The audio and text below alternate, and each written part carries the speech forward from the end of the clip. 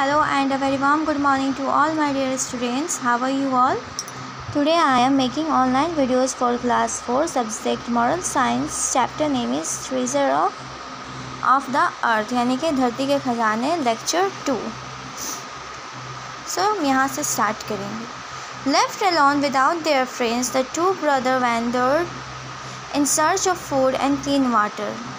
बिल्कुल ये दोनों जो भाई थे वो दोनों बिल्कुल अकेले पड़ गए थे अपने दोस्तों के बिना. ये भोजन की तलाश में और साफ़ पानी की तलाश में इधर उधर भटक रहे थे. They were scared and searched for a safe place to sleep. वो काफ़ी डरे हुए थे और सोने के लिए एक सुरक्षित स्थान खोज रहे थे. As they wandered all over the barren landscape, they became tired and weak. जब सारे खाली ज़मीन बेजान बंजर ज़मीन पर घूमने के बाद वो काफ़ी थके और कमज़ोर महसूस कर रहे थे. At a distance, they saw a group of humans standing near their tall building. कुछ दूरी पे उन्होंने देखा कि मनुष्य का झुंड एक बड़ी बिल्डिंग के पास खड़े हैं. As the humans saw them approaching, उन लोगों को लगा कि हम उन्हीं की तरफ आ रहे हैं. They threw sticks and stones at them, और वो उन पर पत्थर और छड़ी वगैरह फेंकने लगे. Finding their lives in danger, जब उन्हें लगा कि उनकी जान खतरे में है, the two brothers started running away from the humans and their big dangerous machine. वो वहाँ क्या करने लगे? वो दौड़ने लगे मनुष्य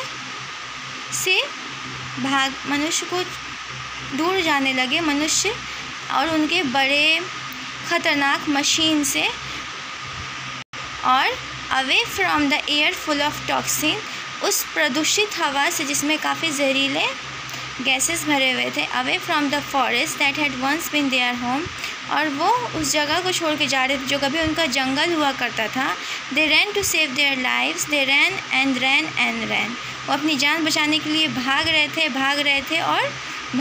वेक अप, उठो. It was as if someone was calling out him from far away suddenly. उठो. ऐसा लगा जैसे कोई उसको दूर से चिल्ला रहा है, कोई उसको दूर से बुला रहा है. अचानक से जो फॉक्स कब थे वो उड़ जाता है, यानी कि जो लोमड़ी के जो बच्चे थे वो उड़ जाते हैं. किसकी आवाज़ से? The sound of his brother's voice calling out to him, जो कि उसके भाई इसको क्या कर रहे थे? आवाज़ लगा रहे थे. He opened his eyes, stood up and stretch his arms.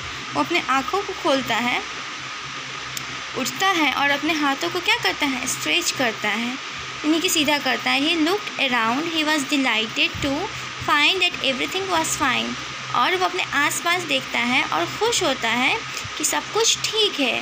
He expected to see the barren landscape and only the stumps of trees. वो मतलब जो फॉक्स कप था उसे लग रहा था कि यहाँ पर क्या, मेरे उठने के बाद भी वही मंजर जो उसने देखा था कि बंजर ज़मीन और पेड़ों के कटे हुए टहनियाँ, ये सब उसको दिखाई देगी. वो ये एक्सेप्ट कर रहा था. बट ही वॉज सरप्राइज, वो आश्चर्यचकित हो गया to see the trees gently swaying in the breeze. पेड़ अपनी कतार में बिल्कुल खड़े हैं, ठीक है, और ठंडी ठंडी हवाएं चल रही हैं. Instead of the unpleasant row or of machine, किसके मुकाबले? उस गंदे बड़े ख़तरनाक मशीन की आवाज़ के मुकाबले पेड़ जब हिलते हैं या अच्छी हवा चलती है, उनसे जो पत्तियां जब आपस में टकराती तो उनसे बहुत ही अच्छा साउंड क्रिएट हो रहा है. तो उसको ये साउंड अच्छा लग रहा था. किसके बनिस्बत? तो जो बड़े बड़े मशीन थे उनकी जो आवाज़ें निकल रही थी उसके बनिस्बत ये आवाज़ें उसे काफ़ी अच्छी लग रही थी. He could hear the birds creeping, पक्षियों के चहचहाने की आवाज़ सुनाई दे रही थी. The sound of the stream and the sound of animals going about their daily chores. वो साउंड वो सुन पा रहा था कि जानवर जब जाने लगते हैं, जानवरों के झुंड जब जाते हैं, उसकी आवाज़ को वो सुन रहा था. It was then that he realise that it had only been a dream. कुछ देर बाद उसे फील हुआ कि ये क्या था, यह सिर्फ एक सपना था। A bad dream he hoped would never become a reality, एक बुरा सपना जो वो उम्मीद करता है कि कभी भी रियल नहीं हो, कभी भी हकीकत ना बने। The forest felt full of life, this was the place that was his home, जंगल ही उसका घर है, पूरा जीवन उसे जंगल में ही बिताना है और ये जो प्लेस है ये क्या है, इसका घर है। Sheeran calm and a place where he felt safe, जहाँ पे वो अपने आप को सुरक्षित महसूस कर सकता है, जहाँ पे वो अपने आप को सुकून पहुँचा सकता है, यही वो जगह यानी कि वो जंगल।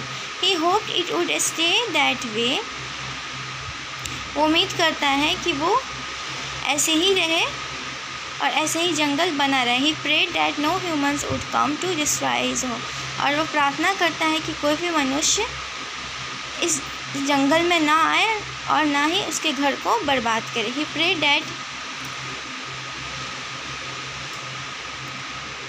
that this would last forever, but will it, वो दुआ करता है कि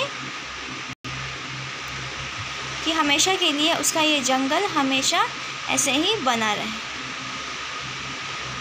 ठीक है बच्चों, तो ये थी कहानी ट्रेजर ऑफ द अर्थ, जहाँ पे 2 लोमड़ी के बच्चे थे, वो खेलते थे, उनकी जो भी जीवन वो इसी जंगल में बीती। अचानक से एक दिन खेलते खेलते जो फॉक्स कप था, जो लोमड़ी का बच्चा था, वो सो जाता है और सपने में देखता है और उसे फ़ील होता है कि वो हकीकत में देख रहा है कि इसका जंगल सपाचट हो चुका है, ज़मीनें बंजर हो गई हैं और पेड़ सारे कट चुके हैं, बहुत बड़े बड़े मशीनों की आवाज़ आ रही है, वो बिल्कुल डरा हुआ है, हर तरफ ऊंची ऊंची बिल्डिंग्स दिखाई दे रही हैं, हवा प्रदूषित हो गया है। अब वो जाए तो जाए कहाँ, वो भागे जा रहा है